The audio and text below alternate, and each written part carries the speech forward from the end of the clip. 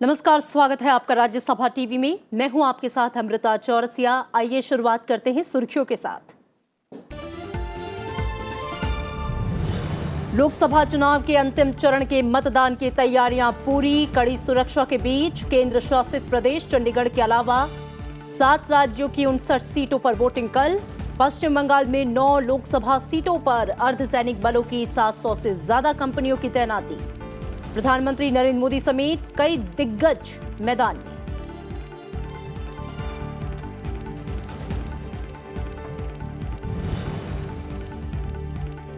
अंतिम दौर की वोटिंग से पहले राजनीतिक गतिविधियां तेज।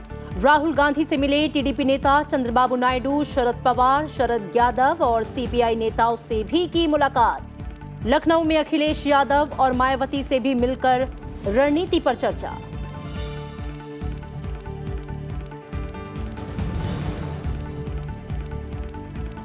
केदारनाथ धाम पहुंचे प्रधानमंत्री नरेंद्र मोदी, किया रुद्राभिषेक। पुनर्निर्माण कार्यों का भी लिया जायजा। ध्यान गुफा में साधना में हुए लीन। रविवार को बद्रीनाथ धाम पहुंचकर भगवान बद्री नारायण से लेंगे आशीष। बीजेपी अध्यक्ष अमित शाह ने सोमवार मंदिर में की पूजा अर्चना।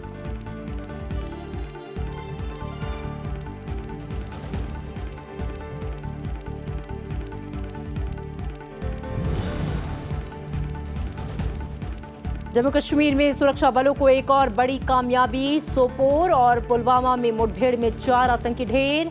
बड़ी मात्रा में हथियार और गोला बारूद बरामद। पिछले 78 घंटे में 10 आतंकवादी मारे गए।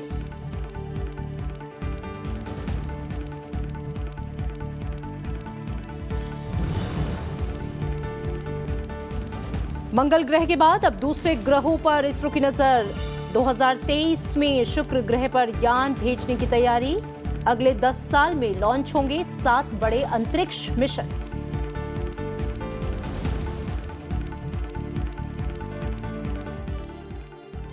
और आइए बुलेटिन में सबसे पहले बात लोकसभा चुनाव से जुड़ी खबरों की।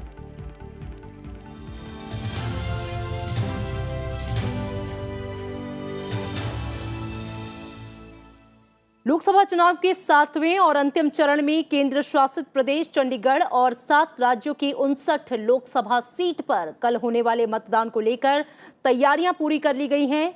और आपको बता दें, इस मतदान को लेकर पूरी चाक चौबंद व्यवस्था भी रखी गई है ताकि किसी तरह की कोई तकलीफ और परेशानी ना हो। मतदान को सुचारू तरीके से पूरा करने के लिए करीब 1,13,000 मतदान केंद्र बनाए गए हैं। इस दौर में 10 करोड़ से ज्यादा मतदाता जो हैं वो 918 उम्मीदवारों की किस्मत का फैसला करेंगे। रविवार 19 मई को 7वें चरण में 59 सीटों पर मतदान होगा। 7वें और अंतिम चरण में उत्तर प्रदेश और पंजाब की 13, पश्चिम बंगाल की 9, बिहार और मध्य प्रदेश की 8, जबकि हिमाचल प्रदेश की 4, झारखंड की 3 सीटों पर और चंडीगढ़ की 1 सीट पर मतदान होगा।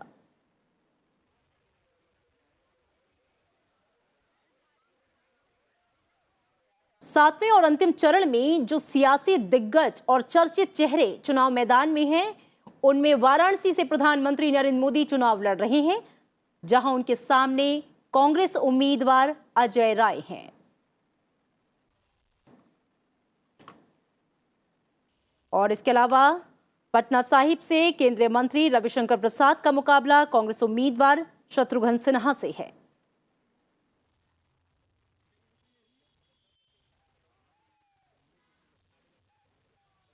बिहार की पाटलिपुत्र सीट से केंद्रीय मंत्री रामकृपाल यादव फिर से बीजेपी के टिकट पर उम्मीदवार हैं। उनके सामने आरजेडी की मीसा भारती चुनौती दे रही हैं।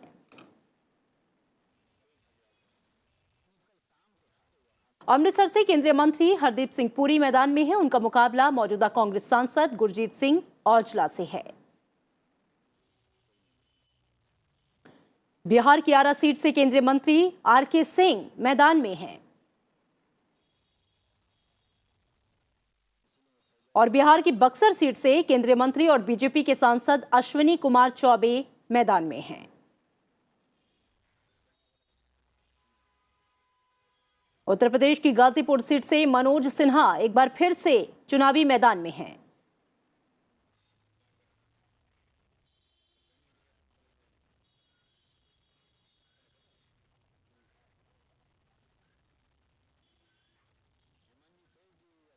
और पश्चिम बंगाल में लोकसभा चुनाव के पिछले चरणों में हुई हिंसा की घटनाओं और राजनीतिक दलों के कार्यकर्ताओं के बीच हिंसक झड़पों को देखते हुए निर्वाचन आयोग ने अंतिम चरण में केंद्रीय सुरक्षा बलों की भारी तैनाती करने का फैसला किया है।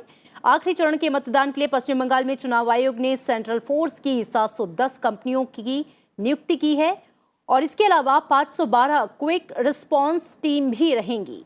9 सीटों पर आखिरी चरण में चुनाव होने हैं। इनमें से ज्यादातर शहरी सीट हैं। कोलकाता के पोलिंग स्टेशन से सुरक्षा इंतजामों का जायजा लिया राज्यसभा टीवी संवाददाता अनु दीवान ने। पश्चिम बंगाल में आखिरी चरण यानी कि कल मतदान के लिए यहां पे पूरी तैयारी कर दी गई है, लेकिन यहां पे हिंसा के बढ़ते मामलों को देखकर चुनाव आयोग ने 710 से ज्यादा कंपनियां सेंट्रल पैरामिलिट्री फोर्स की तैनात की गई हैं। इस वक्त हम साउथ कोलकाता के एक पोलिंग बूथ पर हैं, जहां पर हम आपको दिखाएंगे कि किस तरह से यहां पे सेंट्रल पैरामिलिट्री फोर्स जो है वो तैनात कर दी गई है। यहां पे 17,058 पूरे कोलकाता की 9 पार्लियामेंट्री कॉन्स्टिट्यूएंसीज में 17,058 पोलिंग बूथ बनाए गए हैं, जहां पे हर पोलिंग बूथ में 710 कंपनियां अलग अलग जगह तैनात रहेंगी सेंट्रल पैरामिलिट्री फोर्स की। साथ में कोलकाता पुलिस भी तैनात रहेगी। इसके साथ साथ चुनाव आयोग ने क्विक रिस्पांस टीम बनाई है, जो कि अगर किसी भी तरह की उनको कोई भी सूचना मिलती है तो अगले 5 से 7 मिनट में वहां पे जाकर कार्रवाई करेगी। इसके साथ ही कोलकाता पुलिस की 170 क्विक रिस्पांस टीम है। वहीं जो सेंट्रल पैरामिलिट्री फोर्स जिसको हेड करेगी वो है 460 क्विक रिस्पांस टीम, जो कि पूरे ग्राउंड के ऊपर तैनाती देगी और कार्रवाई करने के लिए एकदम तैयार रहेगी। अगर हम बात करें कोलकाता में जिस तरह से हिंसा के मामले बढ़ते गए हैं, चुनाव आयोग की इस बार पूरी कोशिश है कि जो आखिरी चरण है वो लोगों के लिए शांतिपूर्ण तरीके से हो, किसी तरह का डर, भय या हिंसा कोलकाता में ना फैले। कैमरा पर्सन सुधांशु के साथ अनु दीवान, राज्यसभा टीवी, कोलकाता। तो आखिरी चरण में कल यानी 19 मई को मतदान होना है और आइए तैयारियों को लेकर ज्यादा जानकारी के लिए बातचीत करते हैं। हमारे साथ अनु दीवान पश्चिम बंगाल के कोलकाता से जुड़ रही हैं, साथ ही उत्तर प्रदेश के वाराणसी से कृति मिश्रा हमारे साथ जुड़ी हैं और पंजाब के आनंदपुर साहिब से रवि सिंह शोराण है। सबसे पहले अनु, मैं आपका रुख करना चाहूंगी क्योंकि पश्चिम बंगाल में जिस तरीके की हिंसा की घटनाएं हुई हैं, सुरक्षा के लिहाज से इंतजाम की सबसे ज्यादा चाक चौबंद व्यवस्था की जरूरत वहां पर है। कल वहां पर 9 सीटों के लिए वोटिंग है, क्या कुछ इंतजाम? बिल्कुल अमृता, जैसे कि पहले 6 चरणों में यहाँ पे हिंसा के मामले सामने आए हैं। इवन यहाँ तक कि मतदान के जिस दिन मतदान होना था उसके बाद भी जब कैंपेनिंग हुई है तब भी हमने देखा है कि कैसे हिंसा के मामले बढ़ते गए हैं। उसी को मद्देनजर चुनाव आयोग अब पूरी तरह से तैनात अपनी तैयारी के साथ ग्राउंड पर मौजूद है। उसने 710 पैरामिलिट्री फोर्स की सेंट्रल फोर्स की कंपनियों को तैनात किया है। उसके साथ ही क्विक रिस्पांस टीम बनाई है। इस क्विक रिस्पांस टीम को खास इंडिकेशन दिए गए हैं कि अगले कहीं पे भी किसी भी चीज की कोई भी उनको सूचना मिलती है तो 5 से 7 मिनट के अंदर वहां पे स्पॉट पे पहुंचे। इसके लिए उन्होंने उनको लोकल कोऑर्डिनेटर दिया है कि उनको कहीं पे भी रास्ते में या कहीं पे रास्ता पूछने में या भटकने में कोई दिक्कत ना हो। क्विक रिस्पांस टीम को ज्यादा से ज्यादा जो है 15 मिनट का समय उन्होंने चुनाव आयोग ने दिया है कि कहीं पे भी अगर पश्चिम बंगाल में कुछ भी उनको इस तरह से मिलता है, कहीं पे भी कुछ खबर आती है तो वो जल्दी से जल्दी एक्शन लेने के लिए पहुंचे। साथ ही साथ फ्लाइंग स्क्वाड्स की टीम को तैयार किया गया है, सीसीटीवी कैमरास लगाए गए हैं और हर पोलिंग बूथ के सामने जो है 200 मीटर तक बैरिकेडिंग की गई है कि कोई भी किसी भी तरह का झड़प या हिंसा सामने ना आए।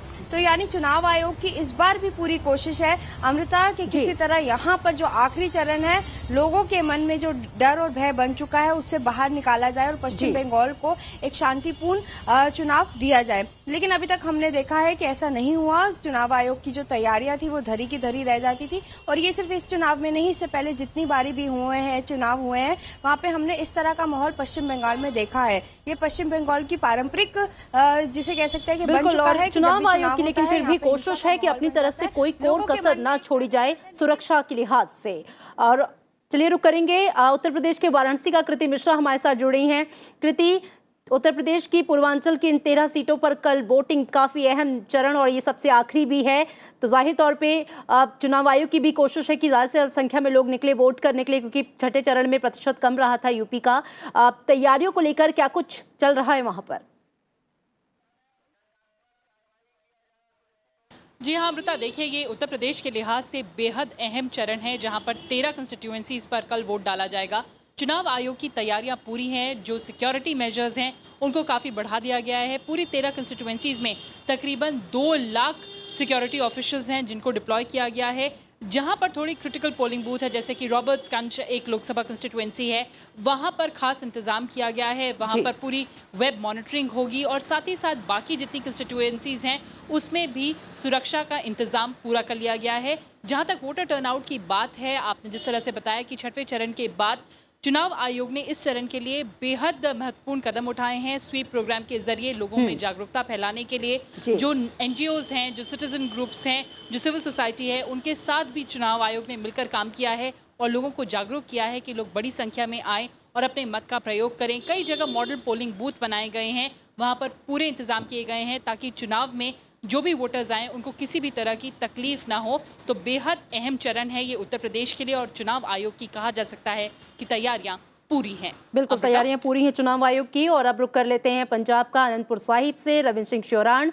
रविंद्र, पंजाब की सभी 13 सीटों पर वोटिंग है, तो पंजाब के लिए तो ये बेहद अहम चरण, सभी 13 सीटों पर वोटिंग है। क्या कुछ खास तैयारियां वहां पर और सुरक्षा के लिहाज से कितनी व्यवस्था पुख्ता हो चुकी है?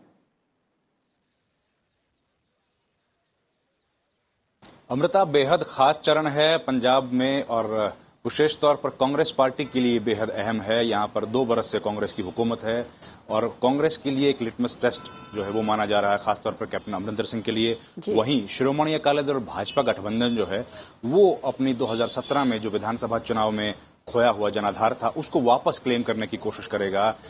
कल ही जो अभिनेता सनी देओल जो चुनाव लड़ रहे हैं गुरदासपुर से, उन्होंने अपने गुरदासपुर लोकसभा क्षेत्र को पूरा सेंसिटिव जोन डिक्लेयर करने के लिए एक पिटीशन हाईकोर्ट में डाली थी, जिसके बाद हालांकि उसको डिस्पोज्ड ऑफ करते हुए अतिरिक्त सीमा जो है, अतिरिक्त सुरक्षा बल वो मुहैया कराने का हाईकोर्ट ने आदेश दिया है। तो सुरक्षा के लिहाज से ये चरण काफी महत्वपूर्ण है। और पंजाब में अगर हम लोग 2 दशक पहले की बात करें तो हिंसा का एक बड़ा माहौल यहां पर रहता था। चुनाव में हिंसा अक्सर देखी जाती थी, लेकिन ये चुनाव आयोग ने जिस तरीके से चुनाव सुधार की दिशा में कदम बढ़ाए हैं, धीरे धीरे यहां पर हिंसा घटती चली गई है और पिछले करीब 1 या 2 चुनाव से यहां पर हिंसा के मामले दिखे नहीं हैं। इस बार चुनाव में पुख्ता प्रबंध किए गए हैं। सीएपीएफ की करीब 250 बटालियन जो है, 250 कंपनियां जो है वो यहां पर तैनात की गई हैं। आसपास के प्रदेशों से पुलिस बल यहां पर बुलाया गया है और पंजाब की पुलिस प्लेन क्लोथ में और वर्दी में यहां पर लगातार तैनाती रहेगी और सुरक्षा के लिहाज से चारों तरफ से चाक चौबंद प्रबंध किए गए हैं। जनता को यही भरोसा दिलाने की कोशिश की जा रही है कि डर जो है वो किसी तरह का नहीं है। जो अपने मताधिकार का प्रयोग करना चाहे उसके लिए अनुकूल माहौल यहां पर बनाया गया है। चुनाव आयोग ने इसके साथ साथ कोशिश की है कि महिलाओं, दिव्यांगों के लिए विशेष बूथ जो है उसका प्रबंध किया गया है। हर कॉन्स्टिट्यूंसी में एक विधानसभा क्षेत्र में एक पोलिंग बूथ ऐसा है जो कि पूरा महिलाओं की तरफ से, महिलाएं उसको गार्ड करेंगी और महिलाएं उसमें ऑफिशियल्स होंगी। गर्मी से बचने के लिए विशेष प्रबंध किए गए हैं। जो चुनाव आयोग है, आईएमडी की तरफ से जो वार्निंग जारी की गई है कि इस बार गर्मी काफी ज्यादा हो सकती है कल वाले मतदान में, तो गर्मी से बचने के लिए शेड्स लगाए गए हैं, ठंडे पानी का प्रबंध किया गया है और कई जगह पर फर्स्ट एड की सुविधाएं जो है वो भी दी जा रही हैं। तो चुनाव आयोग ने क्योंकि सबसे पूरी चाक चौबंद सुरक्षा की व्यवस्था और इस लिहाज से भी व्यवस्था कि जो मतदाता अपने घरों से निकल रहे हैं उन्हें किसी तरह की कोई दिक्कत ना हो। अंतिम और आखिरी चरण है और अपने मताधिकार का उपयोग सभी को करना है, इसलिए सारी व्यवस्था प्रशासन अपनी तरफ से कर रहा है। आप सभी का बहुत शुक्रिया इस पूरी बातचीत के लिए। लोकसभा चुनाव के 7वें और आखिरी चरण में रविवार को मध्य प्रदेश की भी 8 लोकसभा सीटों पर वोट डाले जाएंगे। चुनाव आयोग मतदान की तैयारियों को अंतिम रूप देने में जुटा है। आज सभी पोलिंग पार्टियों को मतदान केंद्रों पर रवाना कर दिया गया। स्वच्छता में नंबर 1 इंदौर जिले ने चुनाव व्यवस्था में भी अनूठी पहल की है। इंदौर में पहली बार ऐसा हुआ कि पोलिंग पार्टियों को अपनी टेबल कुर्सियों पर ही मतदान सामग्री लाकर दी गई। मतदान सामग्री ले जाने के लिए 900 से अधिक गाड़ियों का इंतजाम किया गया है। हर वाहन में जीपीएस लगा हुआ है ताकि मतदान सामग्री लेकर जाने वाले वाहन की लोकेशन पता चलती रहे। मतदान कर्मी प्रशासन की इस पहल से काफी खुश नजर आए। इस बार हम लोगों ने इंदौर जिले में पहली बार ये प्रयास किया है कि हमारे मतदान कर्मियों को किसी भी लाइन में लगे बगैर बिना किसी असुविधा के जहां वो बैठे हैं उनके टेबल पे जाके मतदान सामग्री प्राप्त हो सके। इस व्यवस्था को सुनिश्चित करने के लिए हमने लगभग 2500 लोगों की टीम डेप्यूट की थी मतदान कर्मियों के अटेंडेंस लेने का भी इस बार हमने एक IT बेस्ड सिस्टम अप्लाई किया है। जो यहाँ पे इस बार व्यवस्था है शायद मेरे ख्याल में पूरे इंडिया में नहीं होगी कि टेबल पे आपको सामान दिया जा रहा है। निश्चित तौर से कलेक्टर साहब की एक बहुत अच्छी पहल है, जिसमें हमारे साथियों को जो 2 दिन के लिए घर से बाहर होते हैं उनके रहने के लिए बहुत अच्छी व्यवस्था, यहाँ पे उनको कोई किसी विंडो पे नहीं जाना पड़ रहा है। इसके अलावा कई विद्यार्थियों ने भी चुनावी प्रक्रिया में शामिल होकर लोकतंत्र के पर्व में सहभागिता की। सर, यहाँ पे हम लोगों को ये काम दिया हुआ है कि हमको एक ऐप डेवलप करके दी गई है, जिसके अंदर हमको जितनी भी पोलिंग पार्टीज के ऑफिसर्स आते हैं उनका हमको अटेंडेंस लेना है मोबाइल ऐप के थ्रू। सभी लोगों की अटेंडेंस हो चुकी है, सामग्री वितरण पूरा हो चुका है, पोलिंग पार्टीज यहाँ से रवाना हो चुकी हैं। इसके लिए हम लोग 1 हफ्ते से ट्रेनिंग कर रहे थे। मध्य प्रदेश की 8 सीटों इंदौर, देवास, धार, उज्जैन, खंडवा, खरगोन, मंदसौर और रतलाम में मतदान रविवार को सुबह 7 बजे से शाम 6 बजे तक होगा। मध्य प्रदेश में 7वें चरण के लिए होने वाले मतदान के लिए चुनाव आयोग ने अपनी तैयारियों को अंतिम रूप दे दिया है। कल होने वाले मतदान में यहां कई दिग्गज उम्मीदवारों की किस्मत का फैसला EVM में कैद हो जाएगा। कैमरामैन अमित राजगुप्ता और सहयोगी हरिप्रसाद के साथ नवविक्रम सिंह, राज्यसभा टीवी, इंदौर। रविवार को लोकसभा चुनाव के 7वें चरण के मतदान के साथ तमिलनाडु में 4 विधानसभा सीटों पर भी उपचुनाव होने हैं। जिन सीटों पर उपचुनाव होने हैं उनमें सोरूर, अरवाकुरुची, ओट्टापीदारम और तिरुपन्नारम कुंद्रम विधानसभा सीटें शामिल हैं। विधानसभा की इन 4 सीटों पर कुल 63 उम्मीदवार किस्मत आजमा रहे हैं। यहाँ पर मुख्य मुकाबला AIADMK और DMK के बीच है। निष्पक्ष मतदान के लिए सुरक्षा के पुख्ता इंतजाम किए गए हैं और इससे पहले 18 विधानसभा सीटों पर उपचुनाव 18 अप्रैल को ही हो चुका है। ये उपचुनाव तमिलनाडु की राजनीति के लिए काफी अहम है। 234 सदस्यीय विधानसभा में स्पीकर को मिलाकर AIADMK के पास 113 विधायक हैं। सदन में बहुमत के लिए 117 सदस्यों का समर्थन होना जरूरी है, तो वहीं विपक्षी दल DMK और कांग्रेस के विधायकों की संख्या 97 है, जबकि DMK कांग्रेस की सहयोगी IUML के पास 1 विधायक है।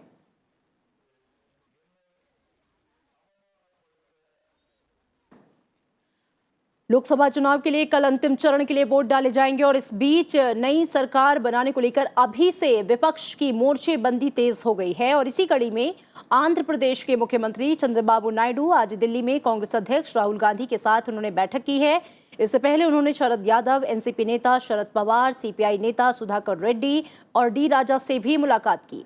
इसके अलावा चंद्रबाबू नायडू ने समाजवादी पार्टी अध्यक्ष अखिलेश यादव और मायावती से भी लखनऊ में मुलाकात कर चर्चा की है।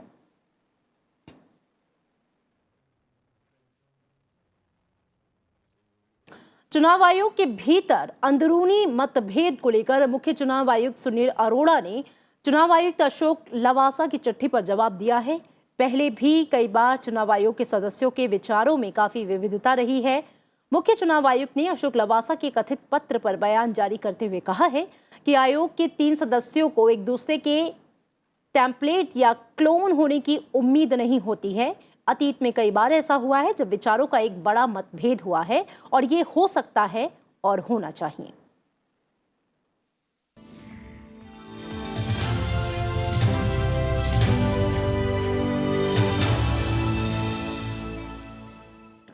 और प्रधानमंत्री नरेंद्र मोदी लोकसभा चुनाव प्रचार खत्म होने के बाद उत्तराखंड के 2 दिवसीय दौरे पर हैं। प्रधानमंत्री नरेंद्र मोदी बारिश के बीच पैदल चलकर ध्यान गुफा पहुंचे, जहां पे उन्होंने भगवा वस्त्र धारण कर ध्यान साधना की। ये गुफा केदारनाथ मंदिर से लगभग 2 किलोमीटर दूर मंदाकिनी नदी के दूसरी तरफ मौजूद है। इससे पहले प्रधानमंत्री ने सबसे पहले बाबा केदार के मंदिर में पूजा की। प्रधानमंत्री मोदी ने केदारनाथ मंदिर के भीतर काफी देर तक साधना की। इसके बाद पुजारी ने उन्हें रुद्राक्ष की माला पहनाई और माथे पर चंदन लगाया। पुजारी ने उन्हें शॉल भी पहनाई। प्रधानमंत्री मोदी ने केदारनाथ मंदिर में पूजा अर्चना करने के बाद वो बाहर आए और मंदिर की परिक्रमा भी की। इसके साथ ही वहां मौजूद सैकड़ों श्रद्धालुओं का अभिवादन भी स्वीकार किया। केदारनाथ धाम पर प्रधानमंत्री मोदी की गहरी आस्था है। 2017 में कपाट खुलने के मौके पर प्रधानमंत्री नरेंद्र मोदी ने प्रथम भक्त के तौर पर बाबा केदार के दर्शन कर रुद्राभिषेक किया था। मंदिर में पूजा अर्चना के बाद प्रधानमंत्री ने स्थानीय अधिकारियों से वहां के कामकाज और चल रही योजनाओं के बारे में जानकारी ली। प्रधानमंत्री कल बद्रीनाथ धाम पहुंचकर भगवान बद्री नारायण के भी दर्शन करेंगे और दोपहर बाद दिल्ली लौट आएंगे। प्रधानमंत्री की इस यात्रा का मुख्य उद्देश्य आध्यात्मिक है। प्रधानमंत्री के दौरे को देखते हुए केदारनाथ और बद्रीनाथ में सुरक्षा के कड़े इंतजाम किए गए हैं।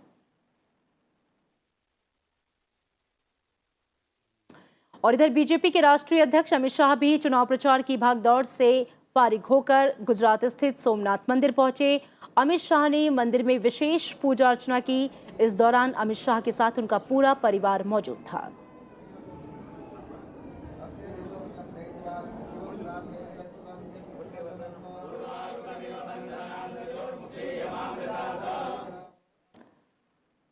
डिजिटल भुगतान के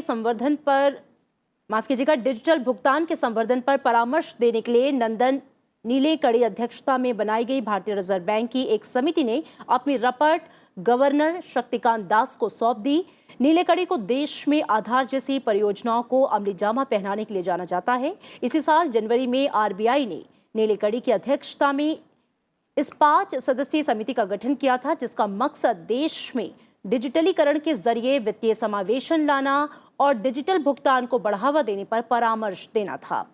आरबीआई ने एक बयान में कहा कि समिति ने विभिन्न हितधारकों से इस संबंध में विचार विमर्श किया और शुक्रवार को अपनी रिपोर्ट दास को सौंप दी। केंद्रीय बैंक ने कहा है कि वो समिति की सिफारिशों पर गौर करेगा और जरूरत के अनुसार क्रियान्वयन के लिए अपने भुगतान प्रणाली दृष्टिकोण 2021 में शामिल करेगा।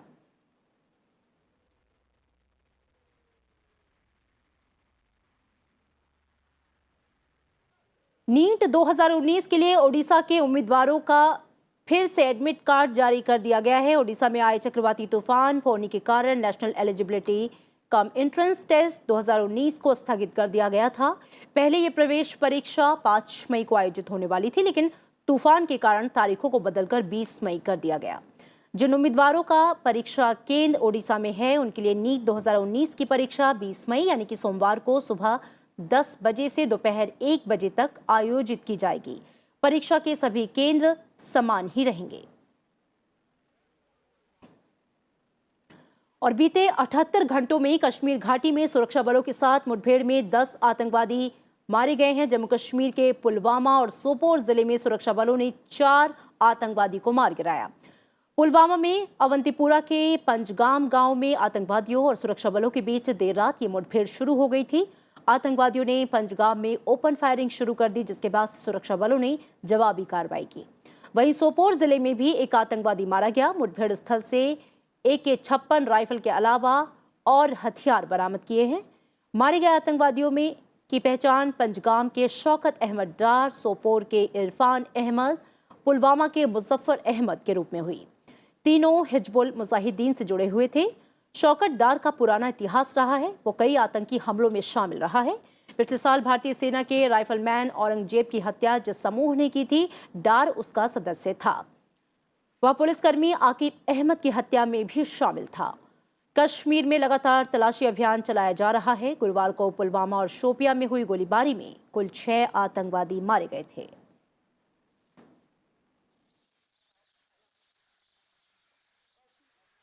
और बांग्लादेश में करीब 2,70,000 से अधिक रोहिंग्या शरणार्थियों को संयुक्त राष्ट्र शरणार्थी एजेंसी और बांग्लादेश सरकार ने शुक्रवार को पहचान पत्र जारी किया। UNHCR के प्रवक्ता ने बताया है कि म्यांमार से आए 2,70,000 से अधिक रोहिंग्या शरणार्थियों को पंजीकृत कर पहचान पत्र जारी कर दिया गया है।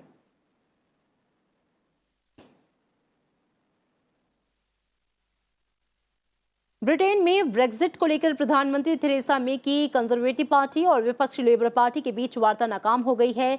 लेबर पार्टी ने कहा है कि बातचीत उसी तरह नाकाम हुई जैसा कि वो कर सकते थे। लेबर नेता जेरेमी कोर्बिन ने बातचीत की प्रक्रिया को खत्म करने की घोषणा करने के लिए थेरेसा को पत्र लिखा है। उनकी सरकार की कमजोरी और अस्थिरता को इसके लिए जिम्मेदार ठहराया है, क्योंकि सत्तारूढ़ कंजर्वेटिव पार्टी के अंदर नेतृत्व प्रतिस्पर्धा जारी है। वहीं थेरेसा मे ने दूसरे जनमत संग्रह जैसे मुद्दों पर विपक्षी दल के अंदर साझा रुख नहीं होने के लिए लेबर पार्टी को जिम्मेदार ठहराया है। प्रधानमंत्री मे को यह शीर्ष पद छोड़ने के लिए जून तक की समय सीमा निर्धारित करने को मजबूर किए जाने के एक दिन बाद ये घटनाक्रम हुआ। यूरोपीय संघ से ब्रिटेन के बाहर निकलने की शर्तों को लेकर दोनों पार्टियों के बीच गहरे मतभेद हैं। Next Thursday, we will be holding European elections. The Conservative Party didn't want to be fighting these. We wanted to be out of the European Union. Indeed, if Parliament had backed our Brexit deal, we could already have left the EU. But we're a national party, we fight national elections. And next Thursday, I want people to vote Conservative, because it's only the Conservatives who can deliver Brexit and take this country forward into a brighter future. मंगल ग्रह पर सफलतापूर्वक अंतरिक्ष यान भेजने के बाद इसरो की निगाह अब दूसरे बड़े ग्रह शुक्र पर है। इसरो प्रमुख डॉक्टर के सिवन के मुताबिक अगले 10 सालों में इसरो ने अंतरिक्ष के लिए कई और मिशन तय किए हैं। इनमें से एक लक्ष्य 2023 तक शुक्र ग्रह तक पहुंचना भी शामिल है। शुक्र ग्रह के लिए जाने वाले यान में 20 से ज्यादा पेलोड होंगे। के क्षेत्र में रोज नई ऊंचाइयां हासिल कर रहा भारतीय अंतरिक्ष अनुसंधान संगठन ने अगले 10 सालों में कई बड़े अंतरिक्ष मिशन की योजना बनाई है। चेन्नई में शुक्रवार को युवा वैज्ञानिक कार्यक्रम युविका 2019 को संबोधित करते हुए इसरो चेयरमैन के सिवन ने कहा कि अगला दशक अंतरिक्ष में भारत की उपलब्धियों के लिहाज से काफी अहम है। इसरो कई अंतरिक्ष मिशन पर काम कर रहा है। इसमें 2020 में मिशन एक्सपोसेट कॉस्मिक रेडिएशन के अध्ययन के लिए भेजा जाएगा। 2021 में सूर्य तक पहुंचने के लिए आदित्य L1, 2022 में मार्स ऑर्बिटर मिशन 2, 2023 में शुक्र ग्रह में यान भेजना, 2024 में चंद्रयान 3 और 2028 में सोलर सिस्टम के अध्ययन के लिए मिशन भेजे जाएंगे। Yes, sir, that is like what we have is already we have that Aditya L1. L1. Then that the planet exploration, the ExpoSat we are planning. Then MOM2 is the thing we are planning. Then Chandrayaan 3. 3 is planning. Then we are having that is the exo planet is one. That is assessment exoworld. That also we are working out. मंगल अभियान से उत्साहित इसरो 2023 में mission शुक्र ग्रह की तैयारी में है। इसरो प्रमुख ने कहा है कि उन्हें दुनिया भर से शानदार प्रतिक्रिया मिली है और 20 से अधिक पेलोड की योजना है। We are planning to go to Venus, and Venus is a very good opportunity. That is, we have announced the opportunity for the scientific community in India as well as abroad. And for the payload, there's a huge number of more than 20 payloads are coming. So there's a lot of interest in that Venus. That is we are planning. शुक्र ग्रह को धरती की twin sister भी कहा जाता है। दोनों ही ग्रहों में आकार, बनावट, घनत्व, गुरुत्वाकर्षण में काफी समानता है। इसरो के शुक्र मिशन का मकसद सरफेस और सब सरफेस का अध्ययन करना है। साथ ही सौर रेडिएशन और सौर हवाओं का भी अध्ययन इसमें शामिल है। जुलाई महीने में इसरो का सबसे प्रमुख मिशन चंद्रयान 2 लॉन्च होना है। इसके लिए सभी तैयारियां अंतिम चरण में है। Bureau report, Rajya Sabha TV. और इन खबरों के साथ इस बुलेटिन में इतना ही। दीजिए इजाजत। नमस्कार।